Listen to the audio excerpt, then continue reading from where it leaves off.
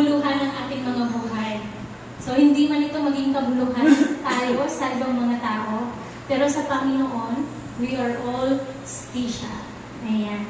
So, bago pa tayo magsimula, ako po muna ay mananalangin. Ako inyong samahan. To our Heavenly Father, Lord, ngayong Sabat na ito, akin pong hinihiling na ako po inyong samahan. Puspusin ng banal na Espiritu Panginoon. Nang sa galing po, ang mensahe na inyo pong nais na iparating sa aming lahat ay akin po itong mabanggit na naaayon sa inyong kagustuhan, Panginoon. That will help us encourage and be recharged, Panginoon, sa mga ibang aktibidades na aming mga nagawa noong hindi pa po Sabat. Salamat po sa refreshment, Panginoon, at sa buhay na pinagkaloob niyo po sa bawat isa sa amin. Sa pangalan ni Jesus na aming tagapagligtas. Amen. Ayan. So, ang pamagat po ng aking topic ay, Who am I? Connected po siya kanina sa ating Sabbath School lesson.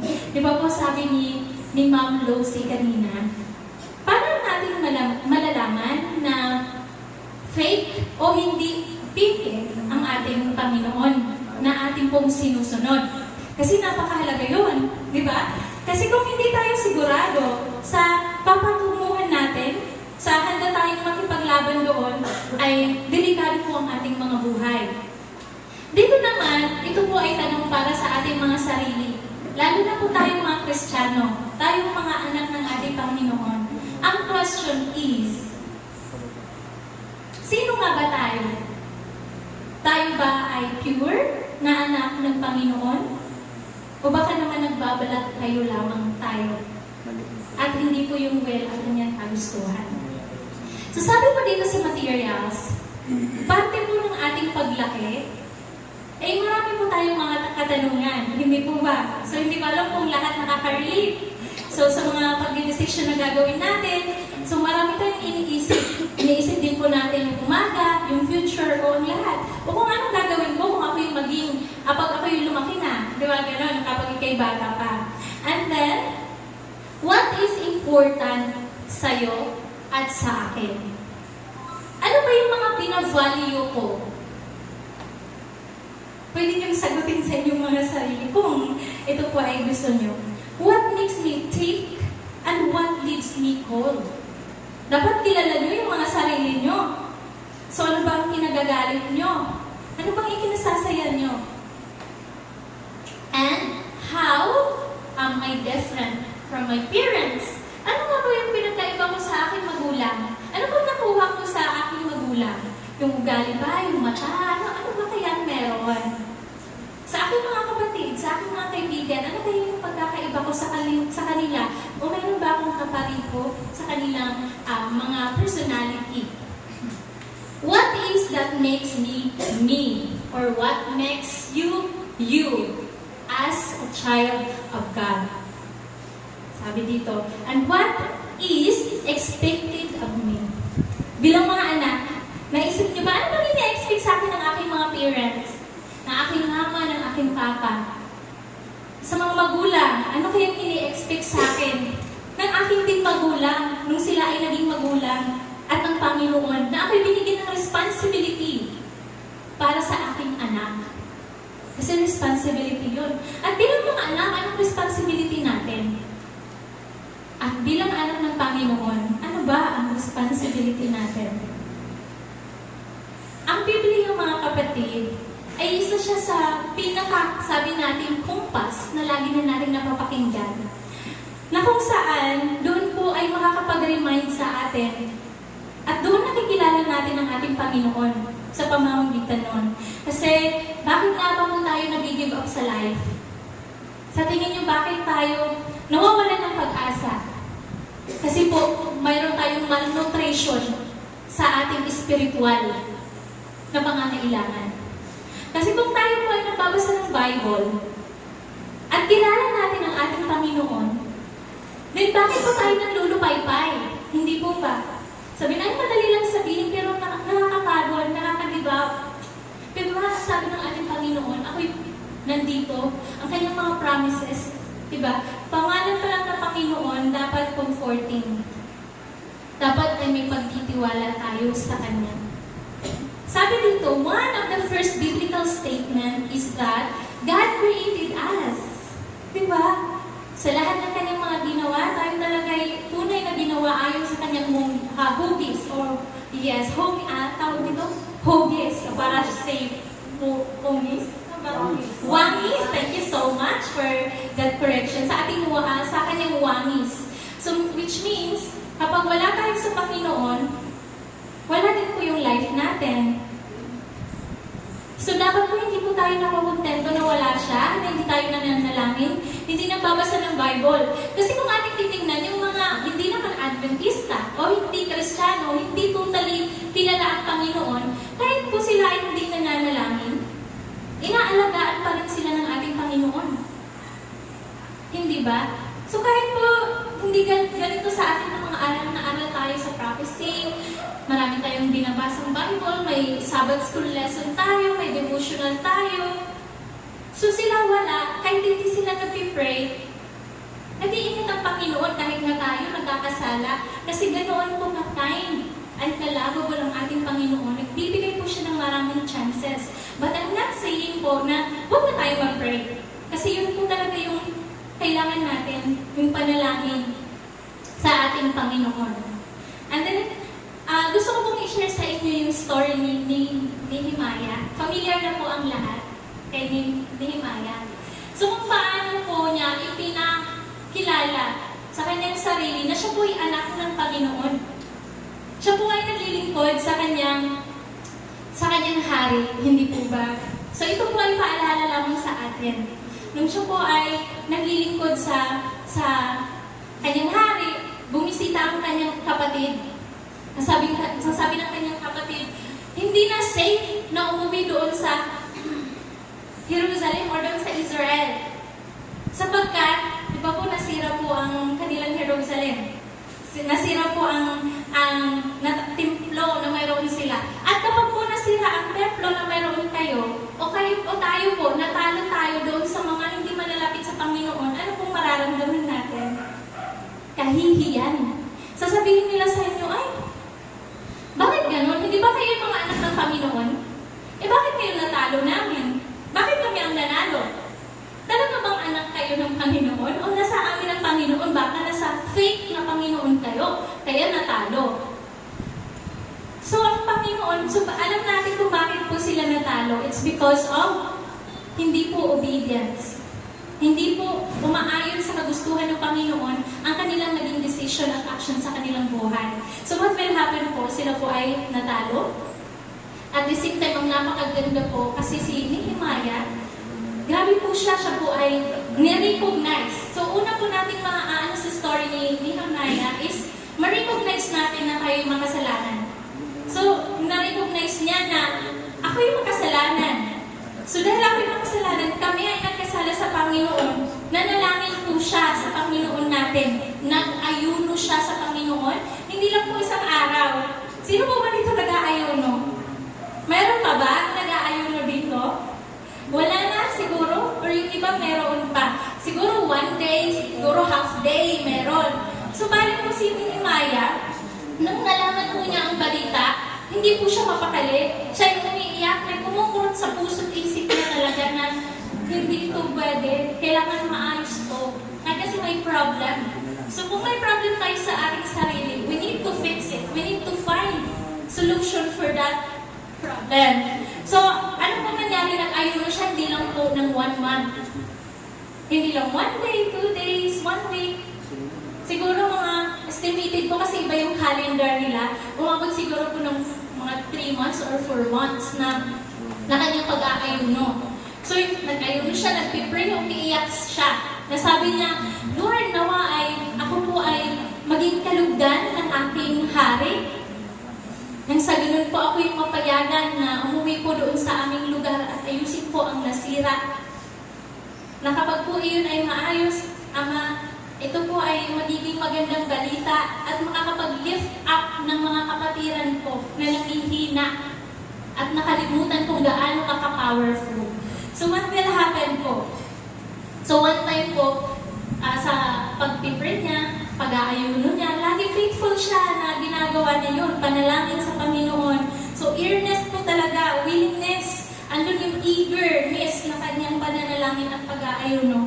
So, ang nangyari po ay bigla na lamang siya sinabihan ng kanyang hari na, bakit ang lungkot mo?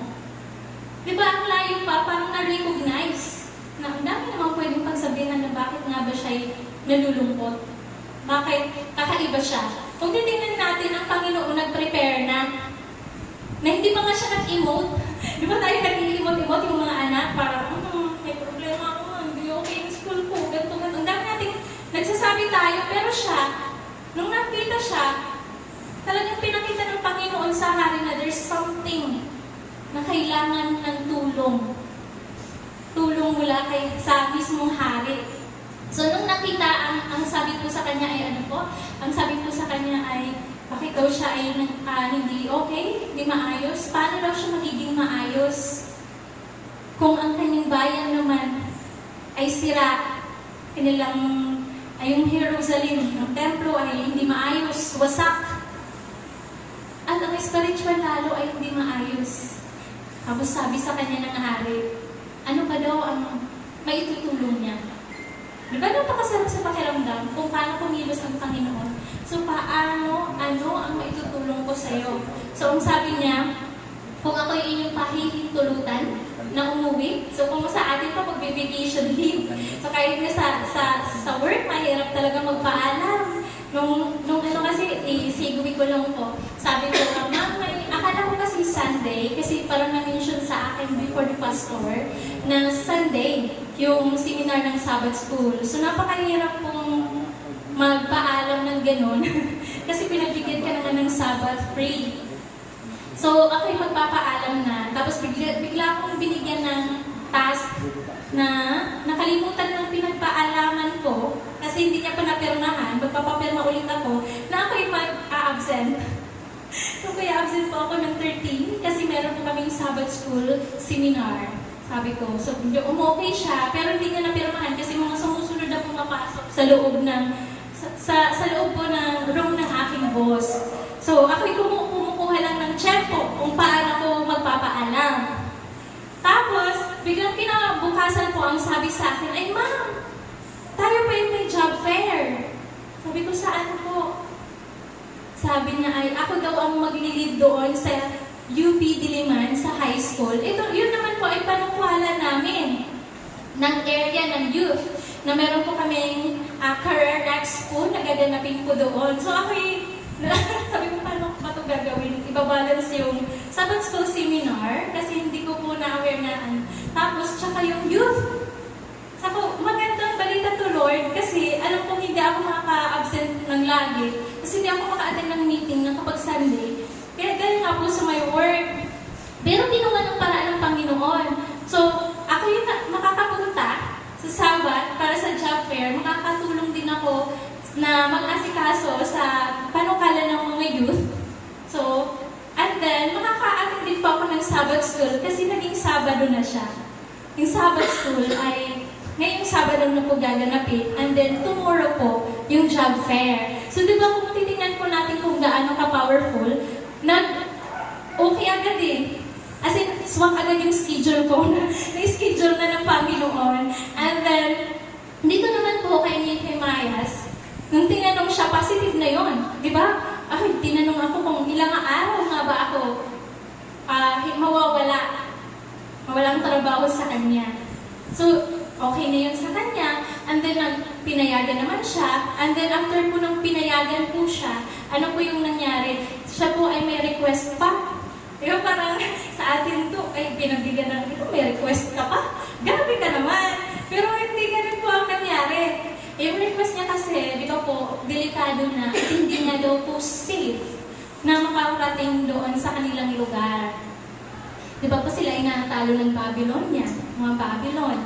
So, ang nangyari po ay, humingi siya ng sulat na kumbaga permit, para sa business pa, permit to operate. Sa kanya naman, permit na siya ay makakalagos sa kanyang paruroonan hanggang siya ay makarating sa kanilang bayan. So, pinagbigyan siya at ng mga gagamitin pa na para sa father o kung anong dapat gawin, ay pinagbigyan din po siya ng hari. And then, pagdating niya po doon, nagpahinga po siya ng 3 days. So ano po yung naisip parating po dito sa atin ng ating Panginoon? Kailangan din po natin magpahinga. Magpahinga para po makapagbulay-bulay kung ano na po ba yung status ng ating buhay dito sa lupa. Yung ating bang mga kinikilos, mga ginagawa, mga sinasalita, yung mga nakaraang, ito po ba yung nakakapag-glorify sa Panginoon? Ano ba, sa kanya, ano bang dapat mong gawin, Lord? Kausap niya lang Panginoon, nagpahinga siya, pero hindi ibig sabihin na wala siyang ginawa, kundi ang kausapin ko yung ating Panginoon, na Lord, samahan mo ako sapagkat ito po yung panukala din ninyo, kasi ako yung inyong anak. Ano po ba ang gagawin ko para ma-build po ang temple na ito?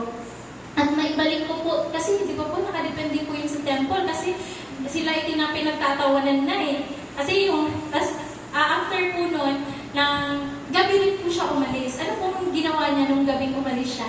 Hindi po siya nagmayabang na ako, siguro sa church, ako yung nag-donate niyan. Dahil sa hindi niyo na ako inelect ngayon, tatanggalin ko na yung upuan na dinonate ko. So yung lahat ng kabutihan na ginawa, parang ipagmamayabang natin na yun ay dahil sa atin, hindi po yun. So mas maganda po na gumawa tayo ng tahimik na ito ay bukal sa ating puso. So yun po yung kanyang ginawa. Gabi po siya pumunta doon, in-inspection niya po yung kapaligiran, anong pinagmulan, anong dapat gawin, at pagkatapos ng pong inspection yun, so hindi alam kahit nga po yung kanyang mga kasamahan kasi binigyan po siya ng kasamahan. So hindi alam na siya pumupunta doon para mag-inspection. So ano po ang nangyari po doon nung siya po ay nag-inspection? So, syempre nalaman niya na po yung result. Pagkatapos po, sa kanya lamang po shinare. Ito yung problem, ito yung dapat natin gawin. At nag-testimony siya kung paano siya denied ng ating Panginoon para po siya makarating. At anong panukala, at anong nais ng ating Panginoon. So, ginamit po siya as instrument. So, glorify na po talaga ang Panginoon. Pinamukha sa kanila na sa tingin niyo ba ako'y makakarating dito ng ligtas kung hindi dahil sa guide ng ating Panginoon at hindi niya panukala na maayos to? So, nakarating siya at nakapag-refresh po siya ng mga spiritual na kinakailangan kasi malnourished na po ang... Kasi di ba po, kahit tayo ay nasa ganito na, ay nakakaramdam nga po tayo ng panghihina. So siya po ang naging light para po doon at na-inspire sila at tumulong. Pero sa pagtulong po na maayos po ang templo, what will happen? Meron naman po opposition.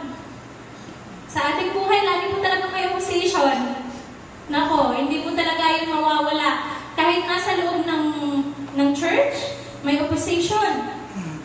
Kahit saan ka, may opposition po talaga. As in, tinutuyan, tinatawanan. So baka nga maano lang yun daw ng dog, yung ginagawa nyo doon, ay baka matumba pa yung sa templo na sa tingin nyo ipapatayo nyo. Wala, para sa kanila, katuwa-tuwa ang iniisip ni Himayas. Pero hindi siya po ay nag-continue. I am the child of God. I know who's my God is. I know kung sino may kontrol ng aking buhay. We will continue this. Ikaw na nantutuya, wala ka man lang magandang mark na maipapaalam sa mga tao na ikaw ay mabuting tao. O ikaw ay kung baga kilala ang Panginoon kung gaano siya ka-powerful. So, ganun po ang nangyari. At napakaganda po kasi 52 days lamang na itayo po ang temple na yun. Marami po yung nag-try, pero sa kanya 52 lang. Di ba? 52 days. Mga ilang taon po ba yung bahay natin natatapos? Yung malaki, medyo malaki, second lang. Yung may second floor. Di ba umabot ko ng taon? Depende din sa budget, oo. Pero yun ay kung second floor lang. Pero kung malaki, kagaya dati, ang iba naman po yung mga materials na ginagamit. So, hindi pa enough yung isang taon kung tutuusin. Pero because of the Lord help, syempre 52 days lang po iyon. So, kung ating pong papansinin, ang gaya po, dami po kasi nating pagsubok, di ba? Ako po ay nag-enroll ng pathfindering. And then, ako po ay pupunta na sana sa ibang bansa. At sabi ng ate ko, a-attend lamang ako doon ng kasal. And then, parang big opportunity po siya para mag-aral ng kanilang lingwahe sa Finland, which is ang kanilang salita ay Finnish language. Ang alam ko lang po na salita ay kiitos, which means salamat. So alam nila, kiitos, salamat. So kasi may mga hyphen sila, may mga stressors, ang hirap kong i-pronounce. Yung letter J is pronounced Y. So yung Jenny, magiging Yenny. So parang, ano sabi ko, kaya ko ba to? So, dumating yun, ako yung nag-prepare po sa ating Panginoon. Ano po yung decision niya? Kasi pangarap ko talaga makapunta doon. As in, pangarap ko talaga din kasi mahirap po ang buhay dito. Siyempre, bakit po? Paano din po makaprovide sa church? Kasi yung mga youth, gustong sumama sa mga activities, walang pera. Wala tayong pera. Mahirap nung mag-solicit ka na lang mag-solicit na hindi nga allowed ngayon dito mag-solicit. Hindi po pa. So, gagawa na lang ng fundraising para sa mga solution. Yun po ay pinakamalaking hadlang din po talaga financial. Sabi ko, kaso maganda pa ako ng church. May nahanap ako doon na church. Ay, may church pala ng Adventist doon. Maganda yun. Ilang metro kaya to ng layo. Pero iniisip ko yung layo sa bahay ni ate ko. Ganun. So, na-share ko lang. And then, may ibang nangyari. Nag-pathfindering. Sabi ko, gusto kong mag-pathfindering. Gusto ko munang challenge yung aking sarili. Kung okay ba yung aking faith. Pananampalataya. So, nung nag-pathfindering po, nung malapit na ako ma-invest, grabe, in-invite ako ng kasamang sislaw para kami ay mag-assist doon. In-approve naman po na kahit ako ay naka-shoes na, rubber shoes, pero hindi po siya acceptable kasi yung gano'n. Bigla ba namang after ng paglilingkod, ako ay nag-yes, kasi wala po po akong budget para sa black shoes. Yung ginagamit na para sa after ng paglilingkod ko, lahat ng mga effort na ginawa ko, yun ay para sa Panginoon at sa lahat. Bigla ba namang may nag-chat? Tapos in-screenshot yung sinend kong picture. Na nilagyan ng zero yung aking penis. Sabi, rubber shoes pala sabi. Ito ba ang gusto nyo ma-invest? Ang laki ng impact nun. Kasama ko yung nag-step up po ako as director ng pathfindering sa mga youth sa amin pala. So, diba, paano ako magiging great example? Pero wala talaga akong pera, pero gusto ko maglingkod. Dami ng sinabi, parang ang pangit ng mga words na mga binitawan, ako'y umiyak. Sabi, grabe, kung hindi ko lang kilala kayo, Lord, siguro yung magbabackslide na ako. Bakit gano'n sa church pa mismo? I mean, sa kapwa, sa church kasi tayo church naman. So, sa ating pa mismong kapwa, tao na makakaunawa sa ating mismo ng mga Christian, ng Panginoon na sa puso tumitingin, hindi man lang nagtanong kung ano yung reason. Bakit ka nakaganon? Dapat man lang nagtanong muna. Hindi yung ang pangit ng mga nilabas sa parang prostitute. Ganon yung pakiramdam ko nung nag-describe siya. Kasi normal naman, okay yung suot ko okay yung magkapusod ko. Yun lang talaga dito. Pero okay siya tingnan. Yun nga lang is yung mag-follow daw. Pero ano po yung mas mahalaga doon? Dapat po muna ay magtanong. Lalo na po mas matitibay pa sila at mas matatanda pa nang sila yung nag-start po sa Adventist. Ang iba po yung pagkaramdam ko, parang ayaw ko na mag-continue. Parang ayaw ko na maglingkod. Parang ayaw ko na lahat. Kasi kahit sa officer staff, titingnan lang ng mga tao, negatibo Yung parang ganang negatibong bagay. So, pray na lang sa Lord. Because I know who am I, ay nagpatuloy po ako at ako'y na-increase ng Master God. At nagpapatuloy, ito yung mga bata dito na aming ginagampanan. So yung point ko po ng message natin ngayon, na nais iparating ng ating Panginoon, life is a battle. Battle po talaga ang life. Kailangan mong makipaglaban kasama ang Panginoon. Ang Panginoon dapat, hindi yung life is a battle for your kagustuhan lang. Kung ating po titingnan sa Florida, sa New York, di ba po, yung bagyong Milton, tama po ba yun? Kasi anong bagyo po yun? Tama, Milton, sa hurricane. Grabe po yung mga tao, ano po laging binibigkas nila, Lord, mayroon ng isang sasakyan. Lord, pag ako'y makaligtas lang dito, so may mga promise, kagaya natin. Kapag tayo ay nasa pangangailangan mismo talaga sa Panginoon, hindi ng mamatayan siguro, pwede, considered natin, ay talagang mangangako tayo sa Panginoon pagkatapos po nun, anong mangyayari? Ay nakalimutan na ang pangako sa Panginoon. Ay nakalimutan na, pero ang Panginoon, faithful sa kanyang mga pangako. Kahit tayo yung nakakalimot, ay siya hindi nakakalimot na tayo po ay mahalin, na tayo po ay ilang beses siyang kumakatok sa ating puso na ating po siyang pagbuksan. So, sa atin po ay magpalakasan tayo. Kailangan natin po, maliit na iglesia, malaki na iglesia, ang mahalaga sa Panginoon. Kailangan po natin magpalakasan. Hindi po yung dapat na nagpapahilaan. Porque nakikita ay hindi po yung hindi ibig sabihin na may possession ka, ay mas hayos ka sa kanya. Hindi. Dapat ba more ka magiging humble? Kaya nga po yung aming sign, di ba yung ating sign sa Pathfinder is pag ganito. Kasi, pabaliktad siya. Kasi the more na naghahayos is the more ka nagiging humble, the more ka na nagiging understanding. Kaya yung may nag-comment sa akin sa sapatos, sabi ko, ayaw ko maging katulad niya. Kasi ano siya eh. Sabi, buti pinagtanggol ako ng director namin, yung nanghawak ang sabi, if you like, bilang mo na lang siya ng sapatos. Ang kulit. Kasi ang pangit din. Kasi di ba may investigation dapat? Or nagtanong. Nagtanong talaga. Nagtanong ka muna sa pangit. Parang sabi ko, siguro ito yung naramdaman ng lula ko. T-shirt ko na kay Jamie. Sorry, naiiyak ko. Kasi yung lula ko, Adventist. Nalaman ko lang mga kayo nagsasama ng Adventist na hindi ko alam. Ang family background ng father ko ay Adventist. So, pumunta po siya sa church. Hindi siya laging pumupunta sa church. And then, ito ko kasi ay totoo, kaya share ko lang. Hindi naman kasi lahat ay gano'n. Ang aking love is sana mas maging understandable at mas maging malawak ang pag-iisip natin. Humility is pinakamahalaga. So, siya po ay pumasok. Tapos, in-announce po ng head elder. ng dati naman. Sinabi pa naman, ay, ito si Santas. Paglulubog lilitaw, nandito. Sinabihan pa naman, paulit-ulit na lang yung damit. Sabi ko, ito siguro yung naramdaman na sakit at kadismaya ng aking lula nang ako ay kinumit sa aking sapatos. Sabi ko, ganito rin, kaya hindi na po siya bumalik. Ikaw po ba ay anak talaga ng Panginoon?